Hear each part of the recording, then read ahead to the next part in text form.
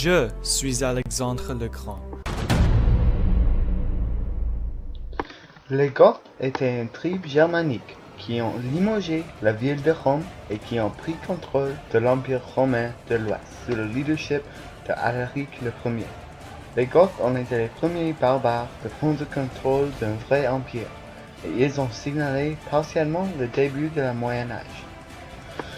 Maintenant, je vais parler à propos de comment les Goths en avaient un militaire plus fort que les Romains. Je vais discuter les différents conflits et les contrastes des styles de guerre des deux tribus. Et maintenant, la question qui est la plus importante. Les Goths contre les Roms, qui était le plus fort? Comme on avait mentionné avant, les Goths ont été une tribu germanique.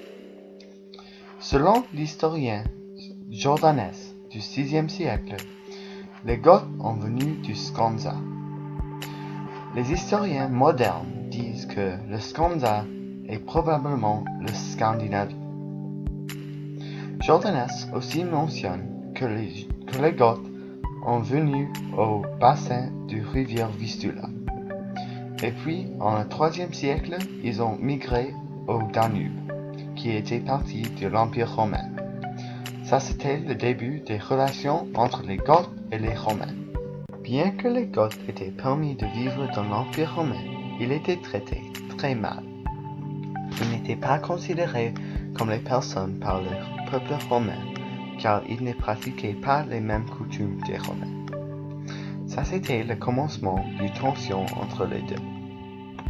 Tandis qu'ils étaient détestés par les Romains et vice-versa, les Goths étaient éventuellement recrutés dans l'armée romaine. Ils ont battu dans les guerres perso-romaines. Aussi, les Goths ont battu dans la bataille de Frigidus, entre l'Empire romain occidental et l'Empire romain oriental. Un grand général dans cette armée était Alaric, qui va apparaître plus tard. Après la bataille de Frigidus, Alaric voulait être récompensé pour ses efforts dans la guerre pour être promu dans l'Empire romain. Mais il n'a jamais reçu cette promotion, donc il a décidé de prendre contrôle de son propre armée pour attaquer les Romains. La première partie de l'Empire romain qu'Alaric a attaqué était la partie de l'Est, et spécifiquement la Grèce. Alaric et son armée ont pris presque toute la Grèce et ils ont capturé l'Athènes. Tandis que Alaric était chassé de la Grèce de Stilicho, Alaric était donné son promotion dans l'armée romaine. Et ça c'était le premier signe que les Goths en avaient une armée très pouvoir et ont donné les Romains des difficultés. En l'année 401, Alaric a essayé son deuxième attaque sur la Rome. Cette fois, il a attaqué par la partie nord de l'Italie, et il voulait pétitionner le gouvernement pour lui donner une place plus proche au Rome, une ville qui lui inspirait beaucoup.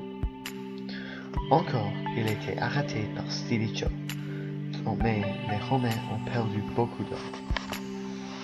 Ça a montré encore que les Goths en avaient le pouvoir de résister à l'Empire romain.